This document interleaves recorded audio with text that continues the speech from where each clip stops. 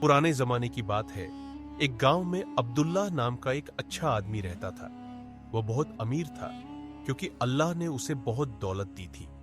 उसका एक नियम था कि अगर कोई गरीब या जरूरतमंद उसके पास आता तो वह खाली हाथ वापस नहीं जाता। धीरे धीरे उसकी अच्छाई की बातें हर जगह फैल गई। अब सिर्फ उसके गांव के नहीं बल्कि दूसरे गांवों के लोग भी उसके घर के बाहर लाइन में खड़े होते। वे बस उसका इंतजार करते कि वह आए और उनकी मदद करे। मगर अब्दुल्ला की बीवी को यह सब पसंद नहीं था। एक दिन वह बोली, अब्दुल्ला, अगर तुम ऐसे ही पैसा लुटाते रहे तो एक दिन हम भी गरीब हो जाएंगे। कम से कम अपने गांव के लोगों की ही मदद किया करो।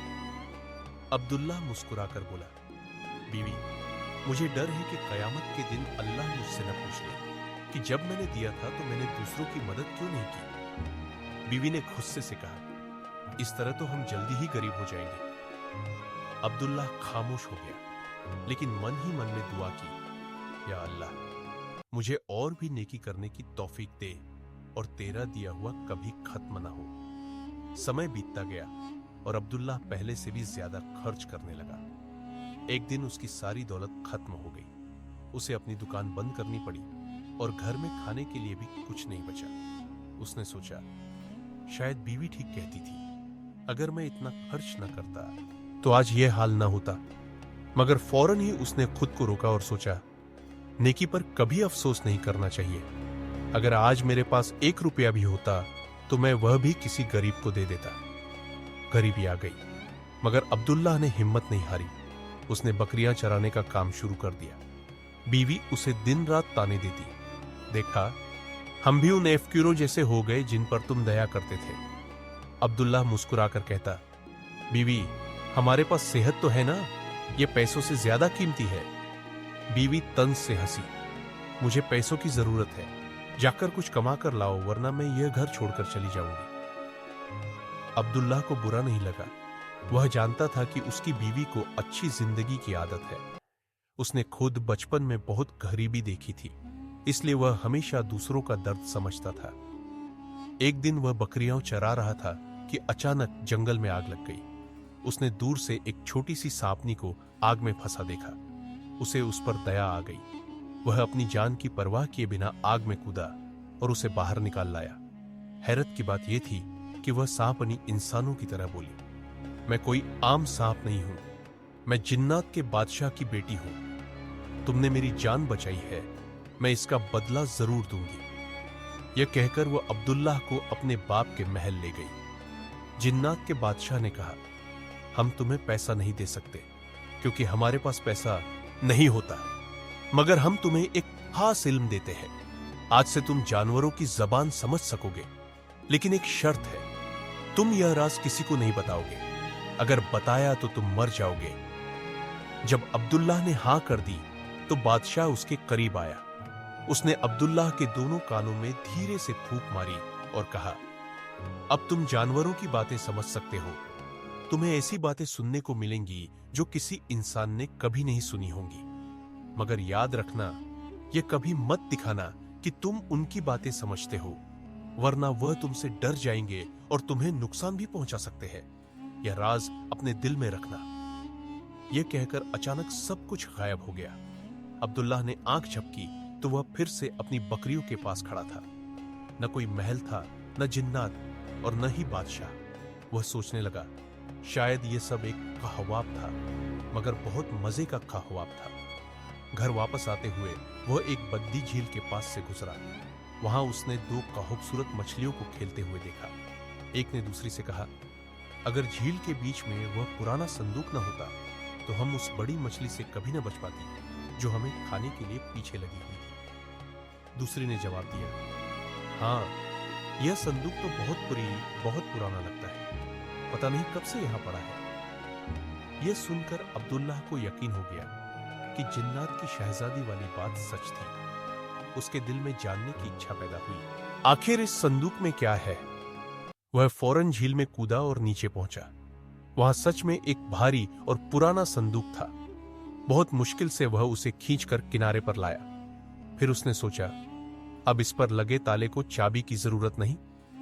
उसने एक बड़ा पत्थर उठाकर जोर से मारा और ताला टूट गया। जब उसने ढक्कन खोला तो उसकी आंखें हैरत से खुल गई। अंदर बहुत से लाल हीरे और जवाहरात चमक रहे थे। अब्दुल्लाह ने सिर्फ इतना ही निकाला जितना उसे जरूरत थी और बाकी संदूक को पास ही जमीन खोदकर दफन कर दिया। घर पहुंचकर उसने बीवी से कहा, बीवी, आज मुझे एक खजाना मिला है। इसमें से इतना लाया हूं जो हमारे लिए काफी है। बीवी ने फौरन पूछा, यह खजाना कहां से मिला? अब्दुल्लाह को जिन्नात के बादशाह की शर्त याद थी, इसलिए वह खामोश हो गया। बीवी ने कंधे उचकाते हुए कहा, छोड़ो ये बात, बस उम्मीद है कि इस बार तुम अक्ल से काम लोगे और माल को संभाल कर रखोगे। अब्दुल्लाह ने प्यार से जवाब दिया, मैंने हमेशा गरीबों का हक दिया और अल्लाह ने मुझे इसका कई गुना ज्यादा वापस दिया। क्या तुम्हें नहीं लगता कि अल्लाह इंसाफ पसंद है? बीवी ने कहा, जरूर है, मगर मुझे लगता है कि यह सिर्फ तुम्हारी किस्मत थी। इस बार मैं घर के बाहर किसी एफक्यूर को खड़ा नहीं देखना चाहती और मैं तुम्हारे खर्च का हिसाब रखूंगी। अब्दुल्लाह को बीवी की यह बात अच्छी नहीं लगी। उसने मन में कहा, अल्लाह मेरे सब्र और ईमान का इम्तिहान ले रहा है। उसने फैसला किया कि अब गरीबों को अपने घर बुलाने के बजाय उनके लिए एक जगह बनाएगा जहां वह खाना खा सके और जरूरत की चीजें ले सके। अगली सुबह बीवी को कुछ बताए बिना वह फिर झील पर गया। उसने सारा खजाना निकाला और गांव में एक बड्डी जमीन खोरी दी। उस पर उसने गरीबों के लिए पक्की सराय और एक बड़ा किचन बनाया। उसने अच्छे और ईमानदार लोगों को वहां काम पर रखा। अब सिर्फ गरीब वहां आकर पेट भरते, बल्कि बहुत से लोगों को वहां काम भी मिल गया। सराय के पास खेत भी आबाद हो गए और कई खानदान खुशहाल हो गए। एक दिन अब्दुल्लाह अपनी बीवी के साथ उसके माँ बाप के घर जा रहा था। वे दोनों एक छकड़ा गाड़ी में बैठे थे जिसे दो खच्चर खींच रहे थे। रास्ते में अब्दुल्लाह ने सुना कि एक खच्चर दूसरे से कह रहा था, जरा धीरे चलो, इतनी तेज मत चलो। दूसरे खच्चर ने पूछा, क्यों भाई, जल्दी चलेंगे तो जल्दी घर पहुंचेंगे, आराम भी मिलेगा और जो ताजा जौ मालिक ने खरीदा है वह भी खा लेंगे। पहला खच्चर बोला, भाई भूख ने तुम्हारी अक्ल खराब कर दी है। क्या तुम्हें पता नहीं कि गाड़ी में बीवी के पेट में बच्चा है? अगर हम तेज चलेंगे तो झटके से गाड़ी हिलेगी और शायद बच्चा खराब हो जाए। हमारा मालिक अच्छा आदमी है, हमें उसके साथ बुरा नहीं करना चाहिए। उसने कभी हमारा हक नहीं मारा। यह सुनकर अब्दुल्लाह बहुत खुश हुआ, क्योंकि उसे पहली बार पता चला कि वह बाप बनने वाला है। वह बीवी के करीब झुका और धीरे से कहा, मुबारक हो बीवी, हमारे पेट में बच्चा है। बीवी हैरान रह गई, तुम्हें कैसे पता चला? मैंने तो किसी को नहीं बताया और मुझे भी कुछ दिन पहले ही पता चला है। अब्दुल्लाह हंसते हुए बोला, बस मुझे महसूस हो गया। बीवी ने मन ही मन में सोचा, यह आदमी मुझसे कोई राज छिपा रहा है। 1 महीना पहले खजाना मिला था, मगर बताया नहीं कहां से, और कई बार ऐसी बातें कहता है जो पहले तो सच नहीं लगती, मगर बाद में सच निकलती है। अब से मैं इस पर नजर रखूंगी। कुछ दिनों बाद एक आदमी अब्दुल्लाह के पास आया और कहा, मेरे पास बहुत सारे नींबू और मालटे हैं, मगर अभी अभी खबर मिली है कि मेरी बेटी बीमार है, मुझे जल्दी वापस जाना है। तुम ये सारा माल आधी कीमत पर ले लो। अब्दुल्लाह ने खजाने से बचा हुआ सारा पैसा निकाल कर दे दिया। यह सब बीवी खिड़की से देख रही थी। आदमी के जाने के बाद बीवी गुस्से से बोली, क्या तुम पागल हो गए हो? इतने नींबू और मालटे कौन खरीदेगा? अगर यह सड़ गए तो हम फिर से गरीब हो जाएंगे। अब्दुल्लाह ने आराम से कहा, रिस्क अल्लाह के हाथ में है। बाद में वह अकेला बैठा सोचने लगा, शायद बीवी ठीक कह रही है, मगर मैंने उस आदमी की मजबूरी देखकर ही यह सौदा किया। इसी दौरान 2 चिड़ियां खिड़की पर आकर बैठ गई। एक ने दूसरी से कहा, कल हमें यह जगह छोड़नी पड़ेगी, मौसम बहुत सर्द होने वाला है। अब्दुल्लाह ने मन में कहा, मैं अभी यह नींबू और मालटी नहीं बेचूंगा, बस मौसम देखता हूं क्या होता है। बीवी हंसती और ताने देती, चलो पागल, बेच दो ये माल, शायद थोड़ा नुकसान पूरा हो जाए। अब्दुल्लाह मुस्कुरा कर कहता, बीवी बेहतर है कि तुम ठंड की तैयारी करो। कुछ दिन बाद सच में सर्दी रोज से पहले और बहुत ज्यादा आ गई। जुकाम, खांसी और बुखार फैल गया। डॉक्टरों ने लोगों को नींबू और माल्टे खाने का मशवरा दिया। उनकी कीमत बहुत बढ़ गई और वे बाजार से खत्म हो गए। ताजरों को पता चला कि अब्दुल्लाह के पास एक बहुत बड़ा भंडार मौजूद है, तो वे सब सोने और चांदी के संदूक लेकर उसके दरवाजे पर आ गए। अब्दुल्लाह ने बीवी से कहा, सुभान अल्लाह, कल तक यहां गरीबों की लाइन थी, आज अमीरों की भीड़ है। उसने बारी बारी सबको माल बेचा। शाम तक घर सोने और चांदी से भर गया। बीवी खुश तो थी, मगर फिर भी उसके दिल में शक था। कुछ दिन बाद उसे पता चला कि अब्दुल्लाह ने यतीमों और गरीबों के लिए सराय बनवाई है। वह डर गई कि कहीं वह नींबू और माल्टों का फायदा भी गरीबों पर न लगा दे।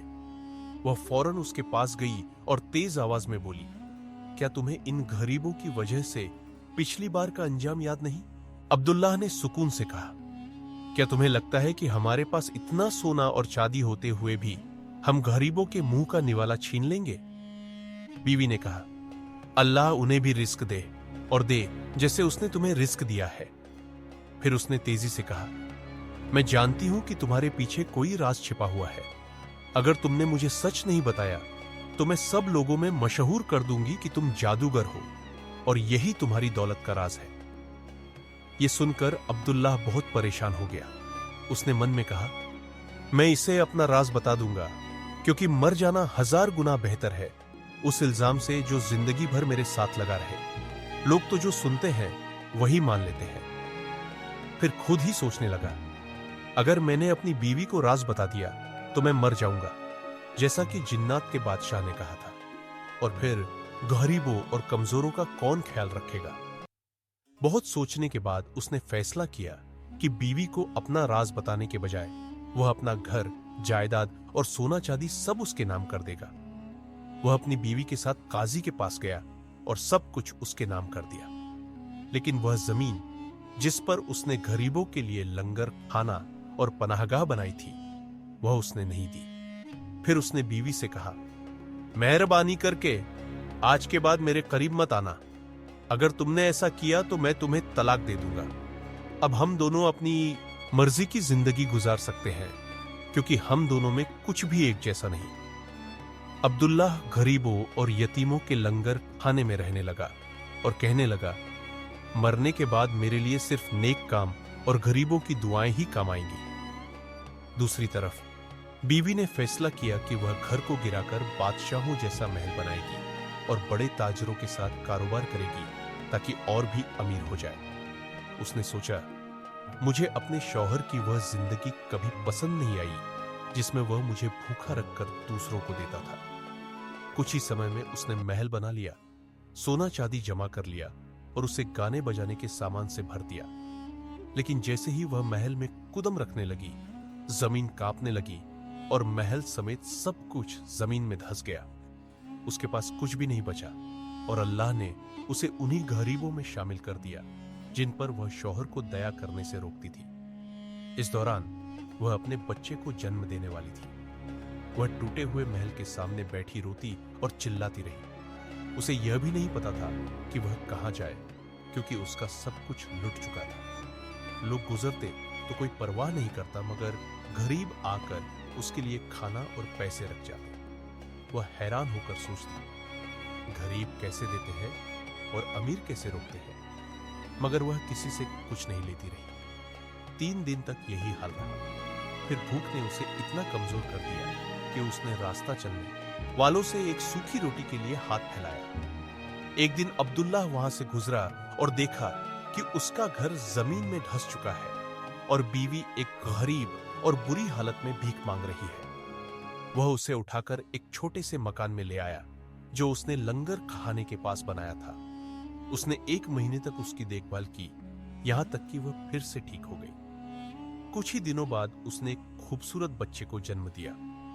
अब्दुल्लाह ने देखा कि अब वह न शिकायत करती है और न किसी चीज पर गुस्सा होती है। हालांकि जिंदगी बहुत सादा थी। वह दूसरे मजदूरों के साथ लंगर खाने के पास वाली जमीन पर काम करता।